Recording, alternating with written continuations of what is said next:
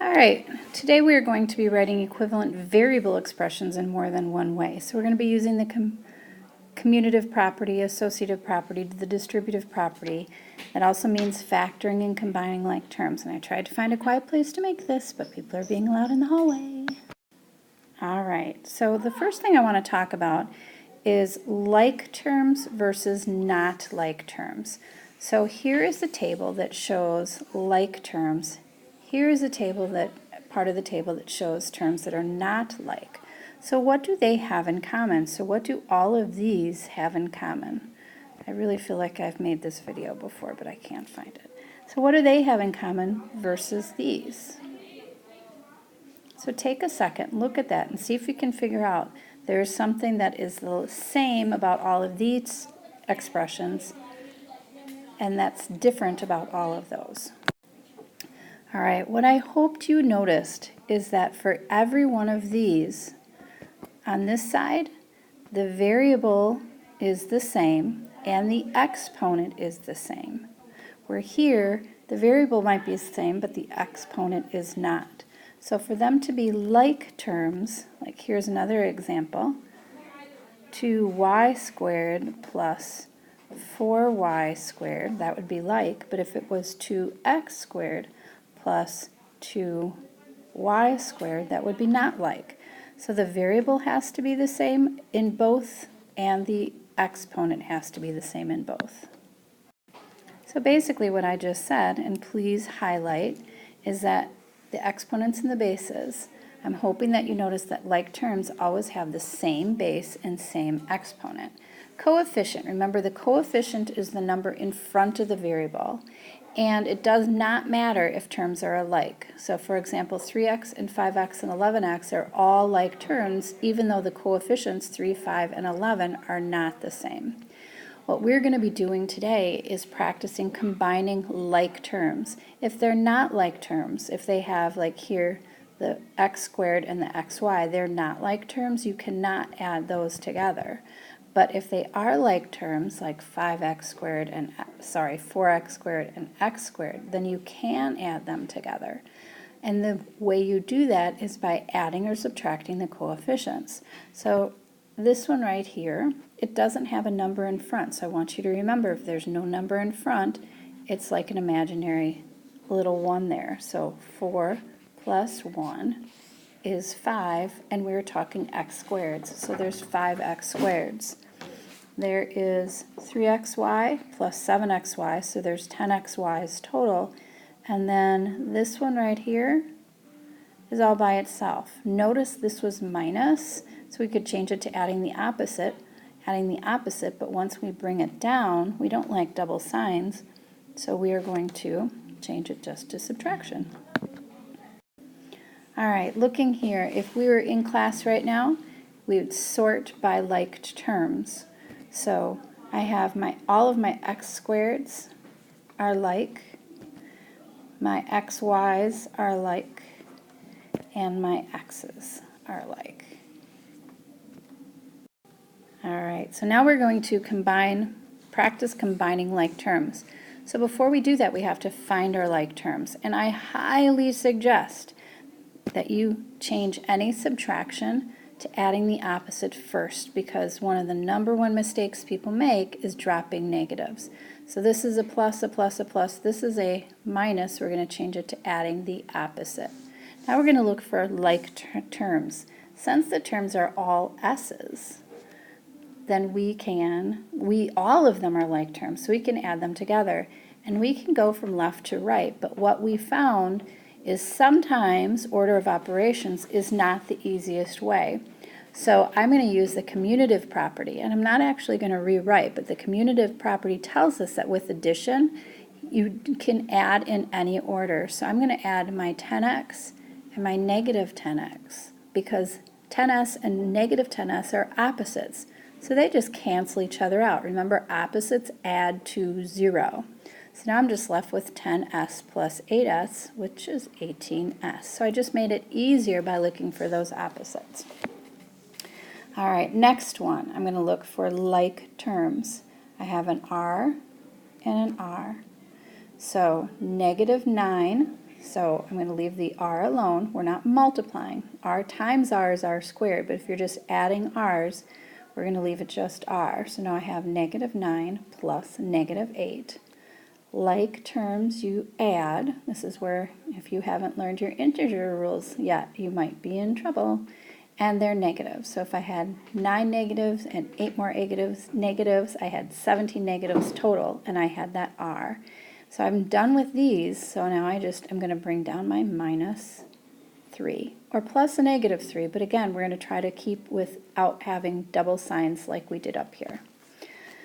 All right, last one like this. I'm first going to look for my like terms. And in standard form, our like terms are always, it's alphabetical, but with the highest exponent first. So first I'm going to change to adding the opposite, so I don't drop any negatives. And I have this right here. So this allows me, by changing it to adding the opposite, it allows me to use the commutative property to add my like terms together. So I have a 2x plus a -2x squared plus a -x squared. Remember, if there is not a coefficient in front, it's 1. So now it's like 2 plus a -1. Unlike signs you subtract, there's more positives, so it's going to be a positive 1x squared. So I'm just going to write x squared. If the coefficient is 1, you do not have to write it down. All right, now I'm going to go to the rest of the problem. 3x plus a -4x. So I know it's going to be something x, 3 plus a -4. Unlike signs we subtract, but now there's more negatives.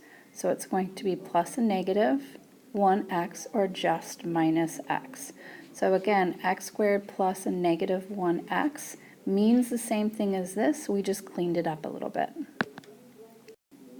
All right, we've worked with the distributive property for a while now, so I'm not going to spend a lot of time on this. This is just another way to look at it, the area model. So if I wanted the area model of this, we know that it's x times x, so length times width, which is x squared. And if I wanted the area of this, x times 5 is 5x, and so the area of the whole thing is x squared plus 5x. If we used the distributive property, my length is x and my width would be x plus 5, and then you can do the distributive property, x squared plus 5x. So that's what we've been working with. So hopefully you have that down pat. So just a couple more without the area model. I'll do this one. -6 times x is -6x. I'm going to change the subtraction to adding the opposite so I don't drop that negative. And now I can see a -6 plus a -3 is a positive 18. Don't forget you're going to both of these. So going this way, -x times 7x squared, negative times the positive is a -7, and then x times x is x squared. I'm going to change the subtraction to adding the opposite. So now I have -x times a -3, which is a positive. Negative times a negative is a positive 3x. All right, so what you're going to be doing today is simplifying. So part of it you're just combining like terms, part of it you're using the distributive property, but some of it you're going to be needing to do both. So here I'm going to start with the distributive property. You cannot combine like terms until you break out of the parentheses. So to break out of the parentheses, we need to use the distributive property. So this is like the player who wants to sit by each and every girl. So we have 6x. I'm going to change it to plus a -8, so 3 times a -8. 3 times 8 is 24. Positive times a negative is a negative. And then I have to carry this down. Because the 20 was not in parentheses, you did not distribute the 3 to the 20, only what was in parentheses. Ouch. So now we're going to combine like terms. So I have my 6x, it's by itself, but now I can do the -24 plus 20. Opposite signs, you subtract. And so 24 minus 20 is 4, and there's more negatives, so it's going to be negative. All right, next one. I do not see any parentheses, but I am going to look for like terms. So I'm going to change all of these to adding the opposite. And I'm going to find my like terms. I have my x's. Again, the commutative property tells us that if we're adding, which all of these are now adding, we can change the order. So I'm going to do my x's first. 5x plus a negative 8x. So if we do 5 plus a negative 8, unlike signs, we subtract. So 8 minus 5 is 3, and there's more negatives, so it's going to be negative 3. And then remember, we were talking about x's.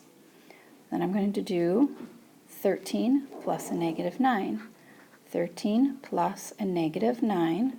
Unlike signs, you subtract, and there's more positives, so it's going to be positive. So that is my answer. Can you please pause and see if you can do these last two? I think we have one more slide after this. Last two to see if you can simplify. All right, let's see how you did.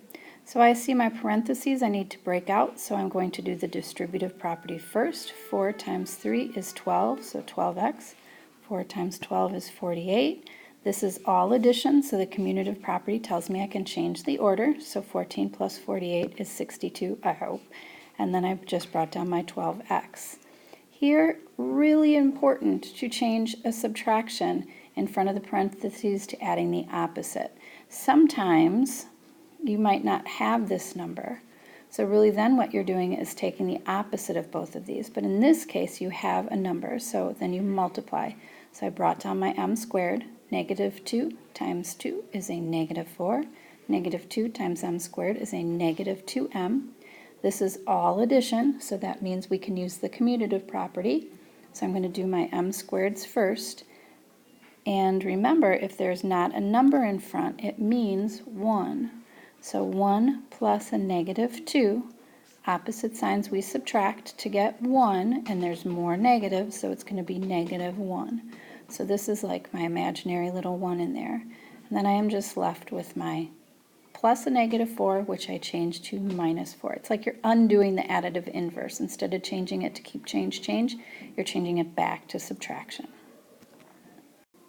And actually, that was it. So your whole assignment today is just combining like terms, the distributive property, or sum of each. So you're writing equivalent variable equations using these properties. All right, we out.